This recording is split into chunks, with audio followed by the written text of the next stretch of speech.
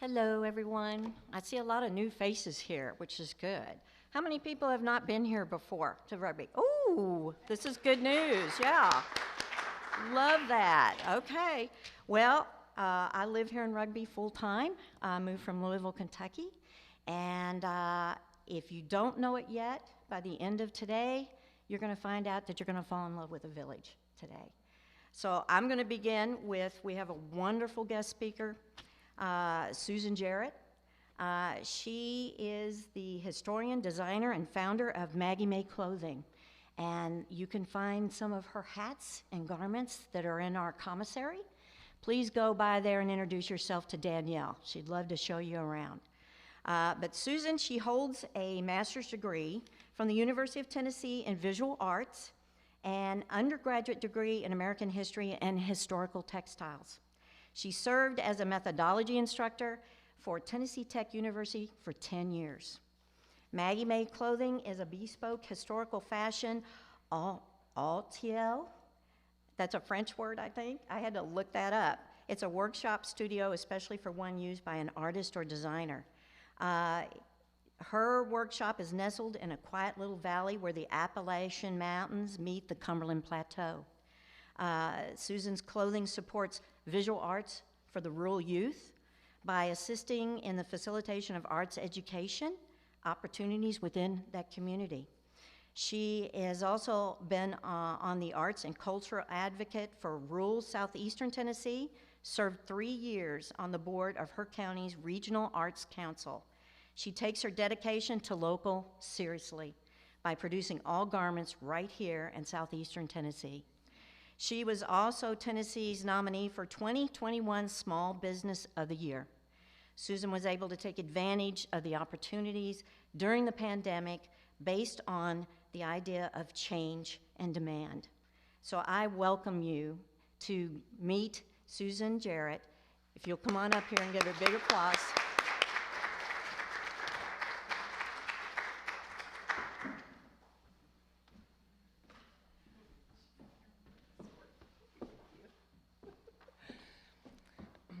Wow, that was quite an introduction, and thank you for the escort. I was sitting there wondering who she was talking about, and actually my little boy is with me, and he said, "I didn't know all that, Mom."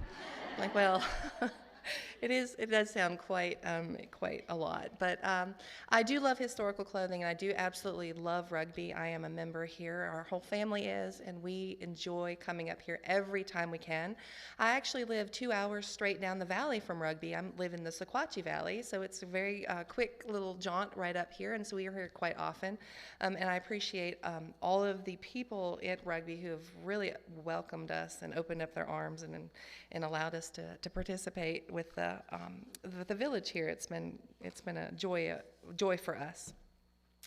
So today I would like to talk a few things. I would like to talk about just the Victorian era in general, how historical clothing and history and sociology and politics and all of the different aspects that really go into understanding fashion and society come together during the Victorian period. And I'd also like to relate that to two very prominent individuals here at Rugby, which would be Emily Hughes and Margaret Hughes, and maybe give you some inspiration for what you can do going forward with your love of history or your interest in history or even fashion in general. So that's what I'd like to talk about today. I would like to also point out over here on the side we have a reproduction of Queen Victoria's wedding gown as shown in Franz Winterhalter's portrait. I made that gown to scale, so please, it will be here, but it'll also be she'll also be parading over to the fashion or to the tea as well. She will be available there. You're welcome to go and see it, look at it, take pictures with it. I just want you to kind of get the scale, literally the scale of how tiny this mighty, mighty, mighty woman really was. She was very, very, very little, but quite mighty. We also have a reproduction of her wedding coronet that was given to her by Prince Albert, and a reproduction of Queen Victoria's engagement ring that was given to her by Prince Albert, which is quite fascinating. I had never seen it before until Brian, who out in the visitor center, said, "I have a reproduction of that." And I said, "Really?"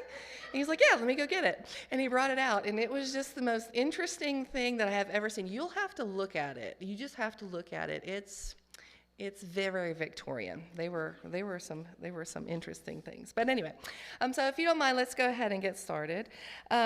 Both Emily and Granny, as they were called, are part of a larger historical picture. They were living, breathing human beings influenced by the social structures, politics, etc. of their time, much like we are all today. When we look at history through this lens, we develop a deeper understanding of not only those who came before us, but also a deeper understanding of ourselves. As modern people, we have the luxury of looking back, learning, and understanding from those who came before us. However, it is only when we look at all aspects of our past and the interconnections of events, ideals, and realities that we can truly move forward boldly and confidently into our future. The Victorian era began in England in 1837 when William IV died without an heir to the throne, thus leaving his 18-year-old niece, Victoria, to become queen. However, scholars do not begin to document the marked societal and cultural changes brought forth by Queen Victoria's England until about 1850. Queen Victoria ruled England and Ireland until her death in 1901. With the exception of Queen Victoria, who just passed away, she was the longest reigning monarch in English history. The Victorian era itself was a time of great change and progress, with its efforts to reform complex social institutions and its experimentations with mechanical and scientific ingenuities. The Victorian era was highly moral. Motherhood was cherished and virtue was idolized. There was no greater icon of these ideals than Queen Victoria herself or the life of her husband, Prince Albert. However, while this strict code of behavior greatly increased the civility and gentility of life, it also encouraged an austere climate of conformity. In 1851, Victoria's husband, Prince Albert, organized the world's first fair. The Great Exhibition, as it was called, was the first public exhibition to display technological advancements and manufactured goods from around the globe. The Great Exhibition opened the door for an interchange of both cultural and artistic ideals from all over the world. An example of 19th century textile advancements include English chemist William Perkins' discovery of a way to mass produce color, revolutionizing the fabric dyeing process and creating what we now call as aniline dyes. In 1858, he invented a new synthetic color called mauve. It was essentially a pale purple, pinkish color that Queen Victoria wore to both of her daughters' weddings. Another important innovation to impact this period is that of photography. In 1836, Frenchman Louis Daguerre introduced a way to capture images by exposing copper and silver to a series of chemicals and salts. This type of photography is now referred to as a daguerreotype. By 1850, a variety of photographic methods were available, and the average citizen could now carry a true likeness of their loved ones. France had not led the fashion world since the Regency era, but a designer by the name of Charles Worth, who was an Englishman, would change that. Worth, who did not speak a word of French, began his career working in the fashion houses of Paris. Designing couture gowns in his spare time, he soon gained recognition in the fashion industry when he displayed some of his gowns at the Great Exhibition in London in 1851 and the Exposition Universelle in Paris in 1855. In 1858, Worth opened his own house of fashion in Paris. If you ever study historical fashion of the Victorian era, you cannot not see Charles Frederick Worth's influence and work. His gowns gained notice from the very influential fashionistas Empress Eugenie, the wife of French Emperor Napoleon III, and Princess Metternich of Austria, who became devoted patronesses. With their support, the success of the House of Worth was sealed. But perhaps the most unique quality of Worth's influence is that his clothing was interchangeable. Before this time period, we'd have never seen designs that could be mixed and matched to create couture gowns custom to a client's personal taste. The 1870s saw a great boom in the textile industry. In Europe, the labor-intensive hand looms were now replaced with more efficient steam-driven power looms. The result was a large supply of textile at a greatly reduced price. Other new innovations included cloth cutting machines, which could cut 18 to 24 inches of thickness of fabric at a time. New finishing techniques such as mercerizing, which is a chemical process we still use today. It's a way to create a stronger strength fiber in cotton, resulted in longer lasting textiles. The use of those synthetic dyes, those aniline dyes, resulted in bold, vibrant colors such as mauve, magenta, violet, false indigo, brown, black, and green. The latter of which was quite deadly. Have you heard of arsenic green? Yeah, that's what we're talking about. These new innovations, coupled with the introduction of the sewing machine in the 1840s, paved the way for mass consumption of textiles and the introduction of the mail order industry in the 1880s and 1890s. During this period, the United States was also trying desperately to recover from a bloody 4-year civil war. Unsuccessful attempts by the federal government to reconstruct the American South left a legacy of extreme poverty, political corruption, exploitation, and terrorism. In the eastern cities, issues with industrialization and immigration resulted in pollution and unsanitary living conditions. In the 1870s, the first apartment houses were built in New York City to relieve the overpopulation of tenant housing. By the mid-1870s, the eastern cities were bursting at the seams with a massive influx of new immigrants. This is all setting the stage for historic rugby, or rugby at the time. So in an effort to rebuild the country and recover both the progress of earlier years and the economic losses of the American Civil War, the United States embarked upon reuniting the nation via the railroad. Rapid railway expansion westward connected secluded geographical outcroppings to larger cities back east. Railroad construction also provided work for the masses of new immigrant labor flooding from the eastern cities west and carried immigrant families into the wild, open terrain of Tennessee.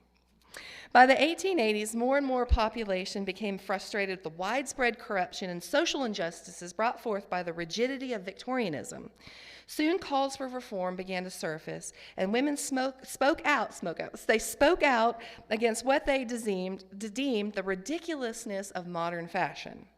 The words of author Mary Hawace exemplified the universal cry of what we now refer to as the aesthetic dress movement. Any costumes which impair or contradict the natural lines of the human frame are to be rejected as ugly, injurious, or both, for they are abuse of dress, not its proper use. The Art of Dress, 1879. Another influential proponent of the aesthetic dress movement was author Oscar Wilde. In 1888, he writes, "All the most ungainly and uncomfortable articles of dress that fashion has ever in her folly prescribed, not the tight corset merely, but the farthingale, the something or other, I can't even pronounce that word and I'm a fashion historian, the hoop, the crinoline, and the modern monstrosity, the so-called dress, I lost my page, the so-called dress improver, or the bustle, which you see during this period. Also, all of them have owed their origin to the same error, the error of not seeing that it's from the shoulders and from the shoulders only that all garments should be hung." The women's dress from 1888 to 1890. Aesthetic dress was the antithesis of modern fashion, however. It rejected the brightly covered, lavishly trimmed, tightly corseted bodices of the first and second bustle periods.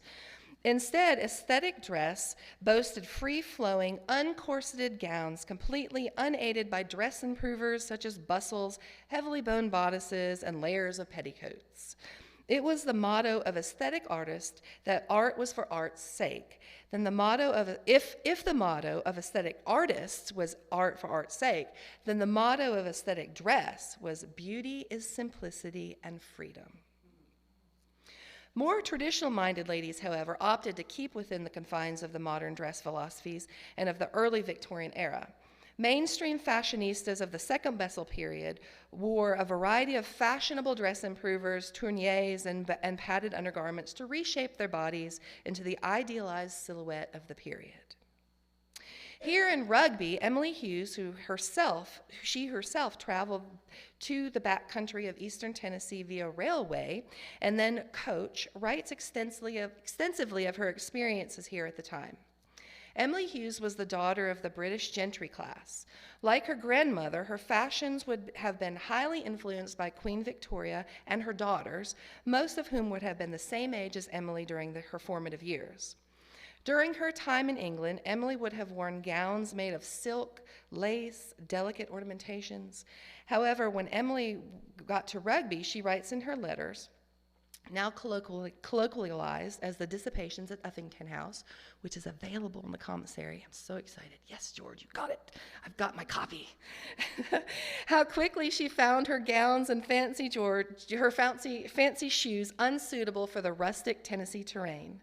She writes, I find that clothes are awfully dear here, especially little things such as gloves, lace, and etc. I have bought a pair of top boots as my English boots were beginning to let in water. Emily Hughes writes in her letters to her English friend Lucy regarding the difficulty in obtaining comfort goods from the Rugby commissary. Instead, she writes of taking the train to Cincinnati for shopping, seeing friends, and for attending theater. I can skip that because that's on my page. Starched white cotton dresses for church and picnics, aprons and loose-fitting clothing for tending her chickens and milking her goat and cows, sturdy boots and straw hats for daily wear. These were all the things that Emily would have had here in Rugby, a stark contrast to the fashions that I described, both of the aesthetic movement and of the fashions in high fashion England and France. Emily also was never without her camera, which she was quite proficient with and was said to have with her quite often. I claim that her adventurous spirit makes Emily Hughes the Annie Oakley of rural Tennessee. Margaret Hughes, otherwise known as Granny, on the other hand, was an embodiment of the Queen Victoria's early Victorian-era sartorial standards. Margaret Elizabeth Wilkinson Hughes was the widowed mother of settlement founder Thomas Hughes. She is also the mother of famed social reformer Jeannie Hughes Sr. In her late 80s, Margaret Hughes, or Granny, relocated to the Rugby settlement from England with her teenage daughter Emily in an effort to show support for her son's community. She was a friend of Lord Alfred Tennyson and was painted by George Frederick Watts and gave up an aristocratic life in a stately English manner for a modest wooden home in rural northeast Tennessee. Born in 1800, Margaret Hughes would have lived 2/3 of her life under the reign of Queen Victoria. It is evident Her Majesty's style influenced Miss Hughes' sartorial selections, specifically her preference for mourning wear. All of Margaret Hughes' formal portraits show her wearing black French Chantilly lace and a black mourning gown.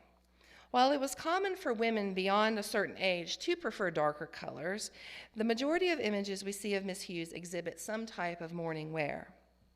Surviving Rugby photographs also denote that much of Mrs. Hughes' wardrobe was cut to a mid-Victorian era, 1850s or 1860s fashion, and Hughes lived at Rugby from 1881 until her death in 1887. So with that, I am going to conclude going back to how I opened. Both Emmy and Granny, as they were called, are part of a larger historical picture. They were living, breathing human beings influenced by the societal structures and politics of their time, much like we are today. When we look back at history now through this particular lens, we can develop not only a deeper understanding of our past and those who came before us, but also of ourselves. As modern people, we do have the luxury of looking back, learning, and understanding. However, it is only when all aspects of our past and the interconnections of events, ideals, peoples, and realities can we truly and confidently move forward into our own future. Thank you.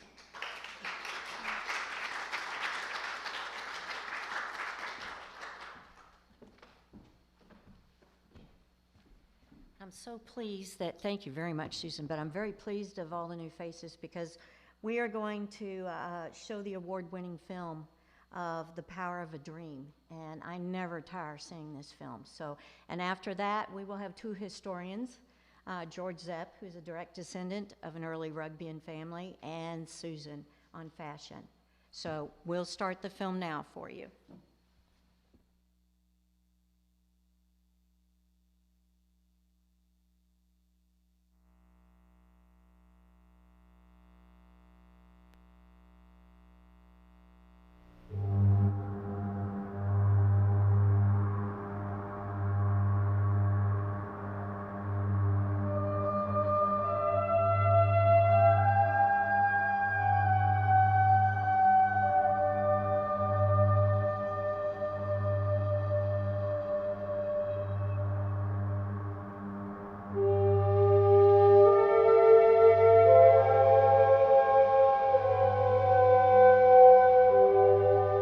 In the beginning there was the landscape, scenery that stirred the soul, kindled the imagination. Here on Tennessee's Cumberland.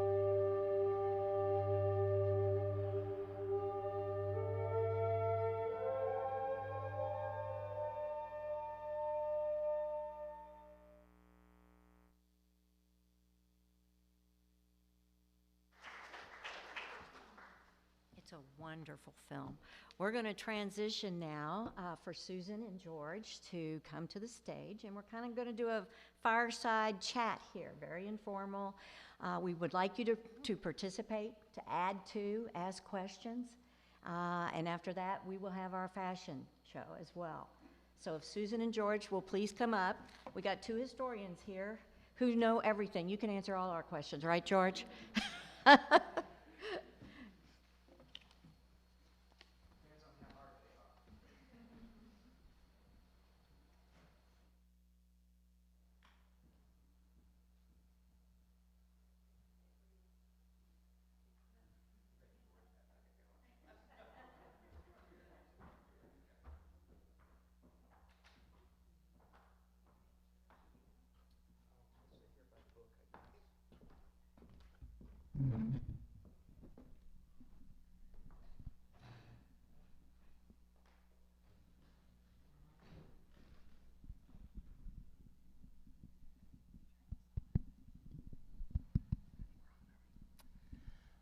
Well, we wanted to give you all the opportunity to ask any questions that you might just have burning or pressing on your mind, really about anything regarding rugby, the Victorian era, fashion.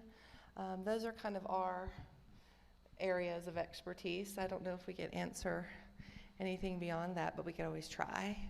But we wanted to give you the opportunity to ask to anything you're interested in. I gave a keynote speech, which was a lot of talking at you. Now I want to have the opportunity to talk to you. And I know that George is extremely gifted and knowledgeable about rugby and a lot of other things as well. So please ask away. Yes, ma'am. Could you talk a little bit more about the period between, like, I guess, 1900 or so and 1960, where things kind of fell apart, but it didn't go away, and then the 1960s when the historic rugby was formed to bring it back? What was going on here? Well, as you heard in the video, Will and Sarah Walton helped keep things together here, and they lived here in a house that's still standing, the Lindens. It's opposite Newberry House, which you saw in the pictures is one of the lodging places where you can still stay here. He preserved all the records from the colony that his father had charge of during his lifetime. And in the, I think in the 1950s, he took a lot of them to the State Library and Archives in Nashville and had them copied. It would have been better if he had given the originals to the State Library and Archives, but he gave them copies and then brought the originals back here. And unfortunately, we had a fire that took away a lot of those some years ago. but there's still a great number in the archives here. And the pictures that you see behind me that have been going through most of this program are from the archives, and so, you know, if you have any questions about them, I'll be glad to deal with that too. Some of them were. Most of them were taken by other people, though, because she's in some of them, and a variety of sources, I'd say, and they were preserved. Will Walton was my great uncle, my grandmother's brother, and his nephew, my uncle, bought the house that he lived in and was also a professional photographer, so he helped preserve a lot of these photos. He lived in Louisville, Kentucky, and worked for the Courier-Journal in Louisville. And so all the old family pictures that we had, we'd give to him, and he would make copies of them. So that's one of the reasons why we have so many still today. Will Walton and Sarah both lived until he died in 1957, and she died in 1958. So they had pretty good long lives here. And then when Brian Stagg came along in the early 60s, it wasn't that long after their deaths, the nucleus of historic rugby started, and we became an organization in 1966. No, the church still belonged to the Episcopal Diocese of Tennessee as it does now. And the library, well, technically it belonged to the successors of the Board of Aid to Land Ownership, which started the colony. Men had bought a lot of the land for timber use, and so it went from a British, largely British ownership to an American company. But we were lucky that some of the lands were donated back to the community and historic rugby eventually. So Will and Sarah would give tours of the library and the church and Kingston Lyle. But Kingston Lyle was really a private residence back then, so not Kingston Lyle, but it was still here. It's part of the tour now, though, of course. They kind of seem like castaways in a way, you know, waiting on a ship to come. Oh, very much, yeah. And in their letters, which are in the archives, he writes that, you know, we're a dwindling presence here, and there's hardly anybody else to keep things going, but I'm so glad we were able to do what we did, and surely someday somebody will come along and keep this dream alive of rugby, because he spent his whole life here with it, and he didn't want to give it up, and he wanted to pass it on. So we're lucky that he could. Uh-huh. Well, we're not incorporated, and a lot of the people here are part-time people, so I don't know, it varies between 60 and 80 maybe, something like that. Mm-hmm. The founders that came here, so they talked about in the video how they plan to make a living farming and being merchants, but I assume most of them didn't have any direct experience with that sort of Very, very right. Yeah, there's a funny story about some of the colonists were so unused to all this work that one of them was trying to hoe a garden by hold an umbrella at the same time to protect himself from the sun. And of course it takes two hands to handle a hoe, so you couldn't do that. And the other story that people tell is when they would try to cut down a tree, they didn't know that you need to just chop it on one side and know that it's going to fall on the other. They would try to cut all around it, but then the local folks would say, no, you don't want to do that. Here, you know, let me show you how to do this. So. Well, there was a forester gardener, Amos Hill here, who was supposed to help teach people that. But a lot of the colonists didn't have big plots of land to do gardens and raise crops. You know, these little town lots were what they could afford, and they put up a little house on it, and a lot of them would get remittances from home to help them out, and so they didn't feel like they needed to do too much if the check was in the mail, you know. And rugby did get 2 mails a day, so there was 2 chances every day that, whoa, a check might come. How did the goods get here? Did that? You said Cincinnati.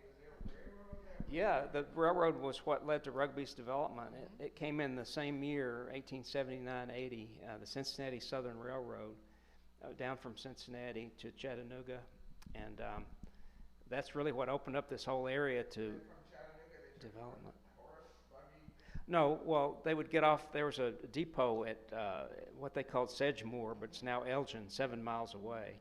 And they would get off there and they would take basically a wagon here because the road was pretty bumpy and hard to do. So you said they had they didn't garden, so that I would think goods like foods, flour, and all that would come on a train, and Yeah, the commissary would purchase it. And some of that, yeah, right.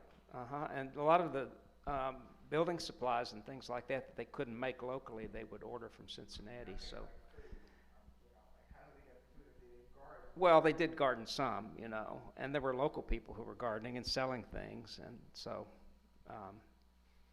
and the Tabard Inn, you'd go to the Tabard Inn and they had food, so. Well, they bought locally, yeah, from the area, like you might expect. I think in the dissipations that I was reading last night, Emily Hughes writes about, like in the winter months, they had a plethora of meat and chicken, but not a lot of vegetables. So that would have been something that they probably would have, had a shortage of if they weren't growing it themselves or canning it or packing, or putting it away. But they were always able to get meat, according to her writings. And the Tabard Inn could get oysters too, they shipped down here, so that was pretty fancy. And there's a record in the archive of Thomas Hughes' brother ordering, it's supposed to be, technically it was a dry colony, you weren't supposed to produce hard liquor here, but wine was a little bit of an exception, so he had quite a list of wines that he ordered for the guests who were coming here for the opening of the colony, and I thought that was kind of interesting. And the local, the younger kids who were here, if they wanted liquor, they'd go to Glenmary, which is another little town near here, a little rougher, that had saloons, and you could walk. It was a good ways, but you could walk, and so sometimes they did. And then there are stories of even some people saying, all you have to do outside at night is go and whistle, and somebody will come up with with some liquor for you. So there were a lot of different tales about how people got around that restriction. How did Emily Hughes get into the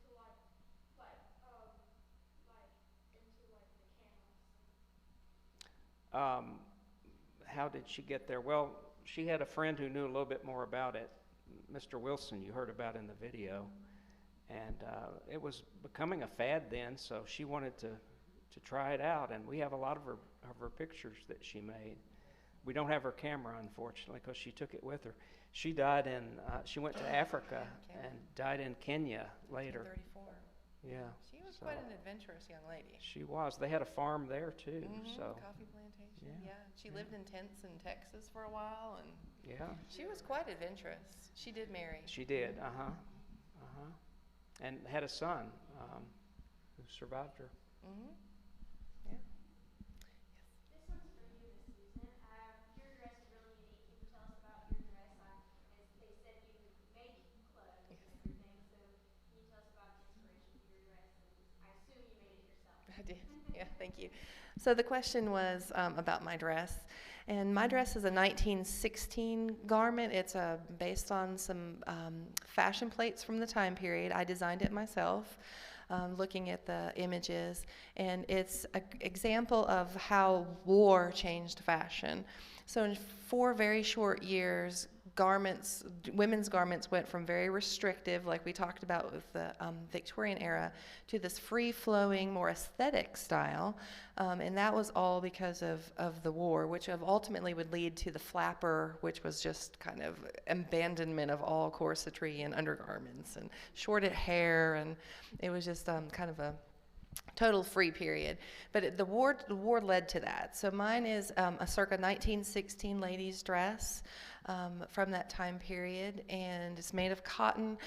When I was thinking about the fashion show this year, I was thinking it's around Easter, and I sure would like to have something that I could also wear on Easter Sunday. And so I thought, well, 1916, that's a really nice time period. I bet I could wear that not only to this fashion show, but also to church on Sunday, and it's still people people not wonder where I came from, which I'm perfectly happy for people to wonder if I came from the past, because that's a compliment. I often think people do think I came from somewhere else, but that's okay. So that's the inspiration of my dress. It's a 1916. It's a war dress. That's kind of my rabbit hole I'm in right now. Yeah, very much. I ordered the material online. It's something I had in my shop, in my studio for a while. And so I didn't want to buy anything. I wanted to use something I had. And I had this for a while and hadn't used it yet. And I said, that might make her really nice. So it was just kind of like this, I don't know, it just kind of came together. So it was fun to make. I don't often make clothes. Thank you for asking. I often don't make clothes for myself because I am very busy making clothes for everyone else. And I don't get the chance to dress very much. So unless I'm invited to Rugby or a place like that, I don't really get to wear period attire as much as I would really like to. So yeah, thank you for asking. I appreciate that. Yeah. Were they able to recruit a doctor? Yes, actually they had several doctors here. The most well-known one, I guess, is Dr. Kemp, whose house is still here, actually. He came from Boston, and he was in poor health himself, and that's why he wanted to move south. And I think he really wanted to kind of retire here, but he got pressed into service almost immediately when the typhoid epidemic hit in 1881. He helped with that, to pinpoint the cause and to cure people. And he also was really good at growing grapes and making wine. So actually Rugby had, there was a exposition in New Orleans, I think 1885, and Rugby entered some wines in it and won prizes. So they made a point in the newspaper of saying that. And there's a picture of the Board of Aid to Land Ownership, the office, where if you look up in the top window, they've got a wine bottle and these wine glasses lined up, which is kind of funny, I thought. Where's his vineyard? Still there? No, his house is still here, but not the vineyard, no. There was another fellow over in the Wartburg area, southern part of this Morgan County, who was also into doing that, and so they were friends and worked together on it. But and then later there were other doctors here.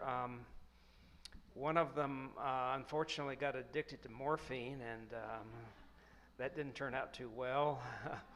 And another one was a female doctor, and she actually delivered my aunt, my grandmother, my mother's sister.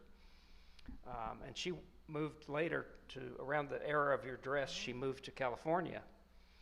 And that's where she ended up finishing out her days. Very interesting to have a female doctor. Yes. I'm always interested about that. Yes. Do they have a hospital? No, not here. Just treated in their home. Yep. I think I saw him back there. If people are interested in this, in historic clothing and dressing like so many people here are, I understand you make clothes, but what other options do people have in terms of finding clothes? Yeah. So that's a great question. Right now it's really very popular to dress in historically inspired clothes. It's all over social media, it's all over the stores, it's in magazines.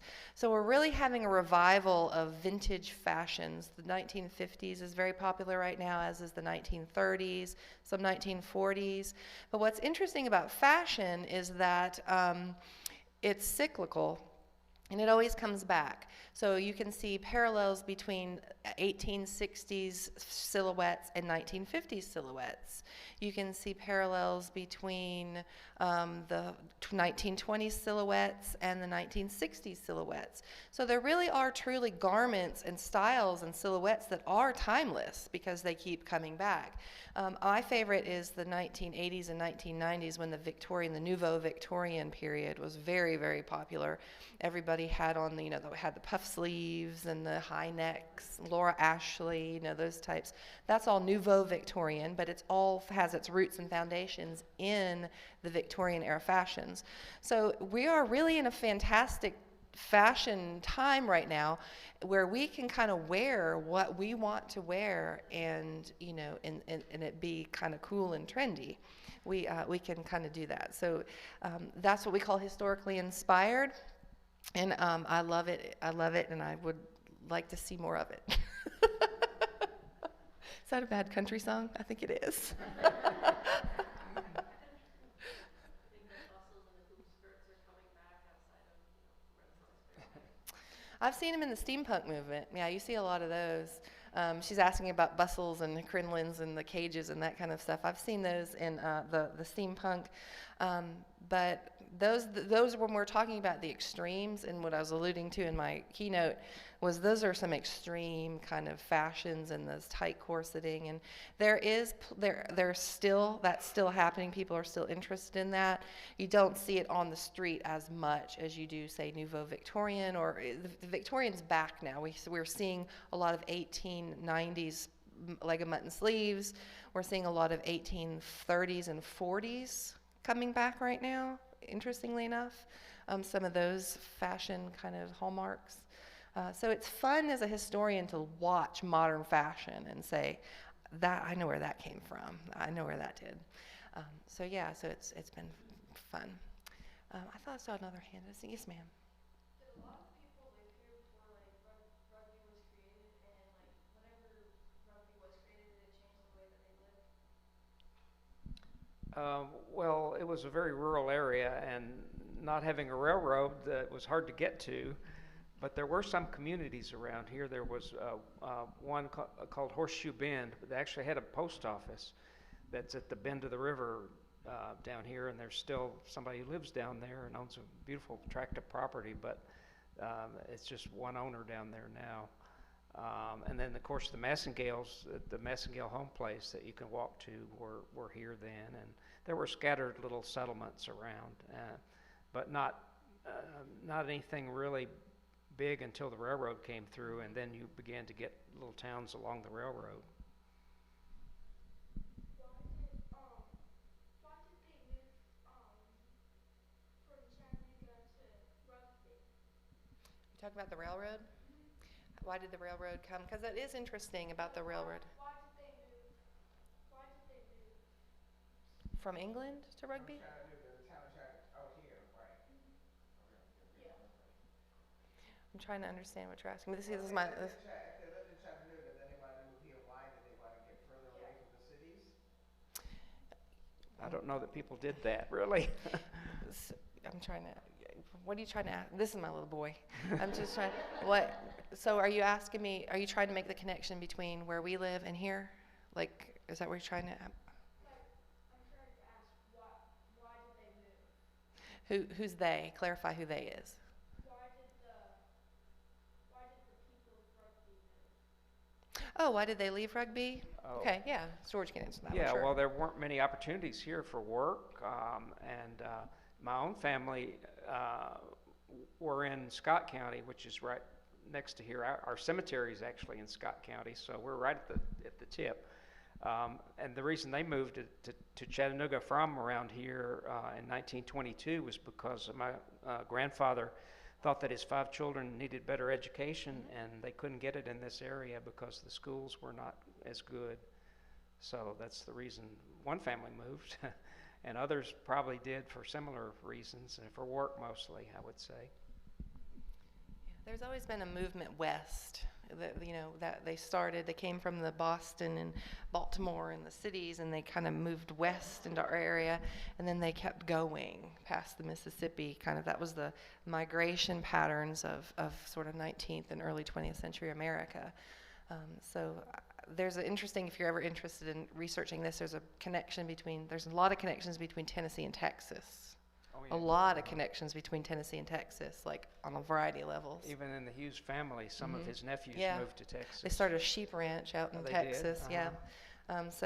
He wrote a book of their letters called GTT, Gone to Texas. Yes. And that's what people used to scrawl on their outhouse doors. This initials GTT. It meant Gone to Texas. Yeah. It's interesting. So that's just something if you ever want to fall down a rabbit hole. Why did everyone from Tennessee go to Texas? There's lots of reasons. Yeah. Are there any accounts of the non-rugby people, like their neighbors and the local people, writing about their thoughts on the humorous people who moved here and what they were doing? You see what I'm saying? Yeah, there's some from people who recount that, indirectly. Oh, yes, I'm sure it was. But nobody really has collected their letters because they weren't in a community group. Um, Not like you have here, you have really great letters. Right. We have some letters that are not British or early settlers' letters and diaries that talk about that a little bit. So there's a few instances of that, but not too many. Yeah. No, like, novels or short stories. Any newspaper articles or anything Uh, about talking about the town of Rugby or? Oh yeah, there were articles like that, and Rugby had a newspaper here, so we have that. Actually, we've got the microfilm digitized, so we can search it, and you can go on the Library of Congress site and look through Rugby's newspapers, and they're searchable. So if you wanted to search for a particular topic like a dress or anything, you could search by words on that. What would have been the neighboring newspaper? So if she's asking about if anybody write about the Rugby community. Fentress County had one. Okay, Fentress County had a paper. And there was Scott County paper and the Morgan County paper, Okay. all three. Yeah, so probably the surrounding counties would have had articles, maybe discussing things from their perspective as how they saw Rugby, what was going on, that kind of thing. So that might be a good place to search some primary documentation. There's a lot of community news in those from all the Yeah. communities around here because they had correspondence. But when you talk about news in the Victorian period, Right. it's not. There's a lot of we think fake news is something new. If you've ever read Victorian era or turn of the century newspaper articles, they're quite entertaining. Quite entertaining. Yeah, you're wondering. Yeah, you're wondering about these things. Yeah, They're really yeah. real, but That's true. yes, ma'am. Was there any negative pushback from the locals that were here about About the settlement, I think they viewed it as an economic boon to the area, really, mostly, because, there's so many people who lived around here who had jobs working for the colony and cutting trees and making railroad ties, and we've got a lot of records from people who got paid for various tasks.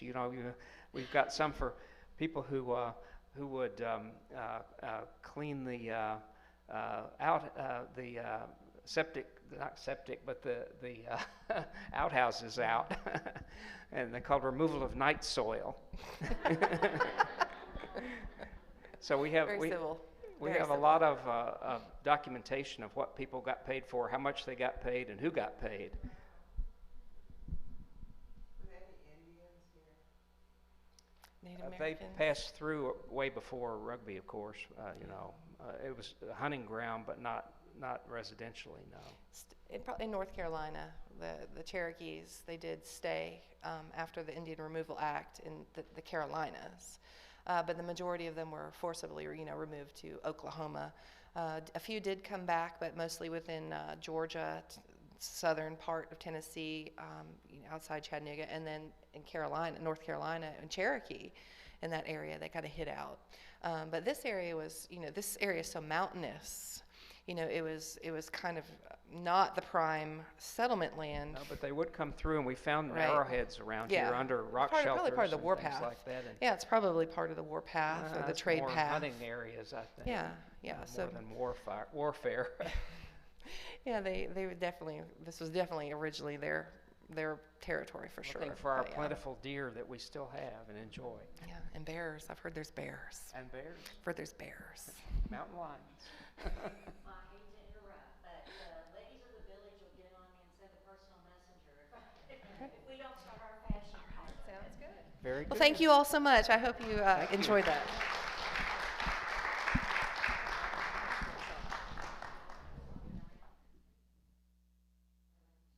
Your expectations, which is why we're dedicated to doing up to a 27-point inspection on our fruits and vegetables.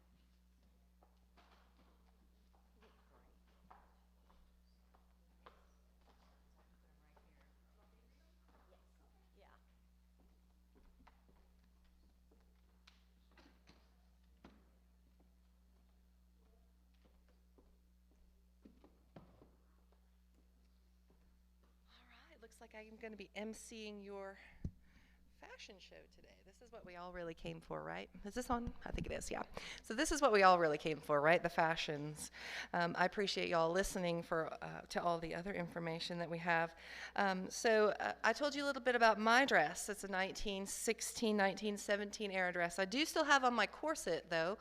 They were still wearing that. It wasn't until the 1920s when ladies got rid of that completely. But war did end the corset wearing because the steel that was used for the steel boning in corsets was needed for ships. They needed to make ships for the war, so therefore it cut down on the corset making industry. And just interestingly enough, coincidentally, a young lady decided to invent something with little handkerchiefs called a brassiere. And so that was how they were able to get rid of the corset from the early 20th century. So there's a little bit of tidbit of information about that. All right, so let's start with, I'm just going to go in order of my cards. And if I pronounce your name incorrectly, I apologize in advance. Let us start out with Catherine Hudson.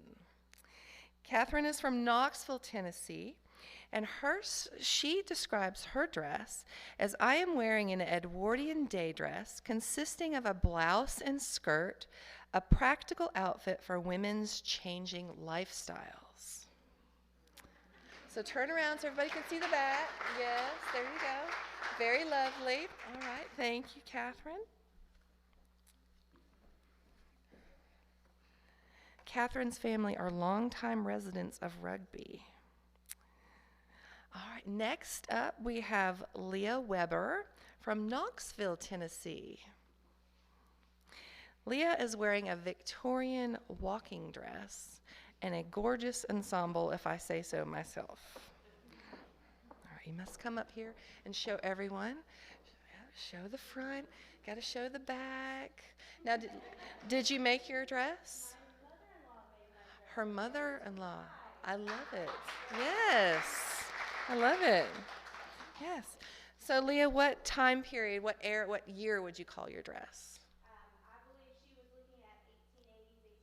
Yes, exactly. It's gorgeous. And you did a fantastic job because it is definitely 1880s and 1890s. Thank you. Next up, we have Jody. Is it Zork? Zorsch. Jody Zorsch. She is from Sunbright, Tennessee. She is formerly from Michigan, but she has relocated to Tennessee. And Jody is a volunteer with Historic Rugby and Morgan County Tourism Alliance. Lovely. So Jody, is yours 2 pieces or 1? Yeah, it's really pretty. So is it comfortable? Yeah, it is pretty. So that is the elongated sack back. So that's almost moving into an aesthetic style, isn't it? Yeah, it is. It's almost moving to an aesthetic style. Right, so the lowering of the bustle, and you've got a petticoat under there, is that right? I shouldn't ask ladies about their underwear. But yeah, it's very gorgeous. And so what time period, what year would you refer to your dress as?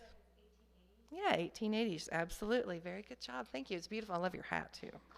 Thank you.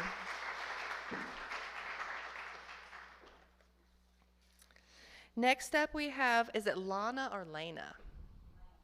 Lana. Next up we have Lana King, and she is from Crossville, Tennessee.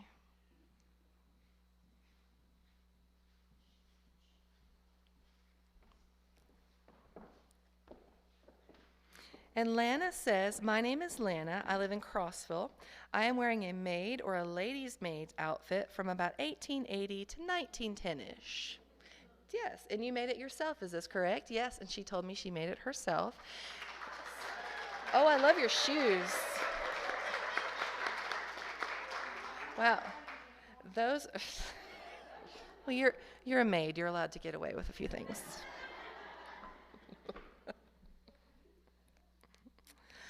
All right, and next up is Erin. Is that, yeah, yay, Erin. And Erin is from Deer Lodge, which George just told us is not far from here.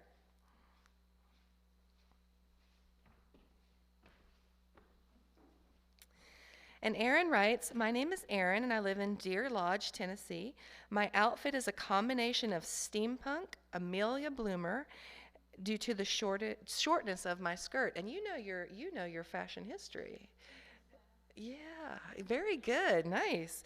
All right, so steampunk and Amelia Bloomer. Very nice.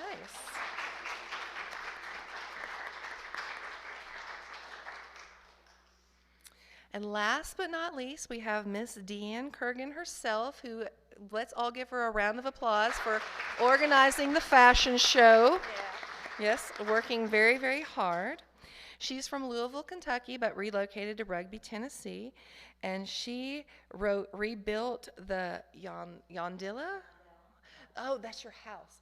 I was trying to place the fashion. I'm like, Yondilla. No, that is her house. Yes.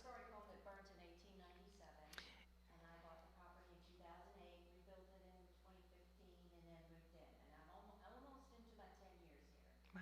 But I fell in love with the village. I love it here. What do you think this is? You were talking about adding modern and mixing, which is what I kind of do. I think it's very Nouveau Victorian. I like it. What do you all think? Yes. Yeah, I think it's historically inspired, and I think it's perfect because here again, it's something that you can wear now or tomorrow or wherever you want to go. And that's really what historical clothing is about. It's about using garments to not only celebrate yourself and your individual style, but also to teach about the past and to, just express yourself. So thank you all so much for coming to the fashion show. And Deanne is going to tell us about the tea, and I'm going to go take my seat. Yeah, they're probably anxiously waiting for you. We have some restrooms that are out here that you can use before you, but there's also restrooms at, Hester Hall. So that's kind of where you'll go. I don't know if it's still raining and you need to drive, but there should be plenty of parking spaces in the back there and close enough for you to go. But you all are dismissed. You're a great crowd. It's right, yeah, I can walk out and I'll point. I'll be out there.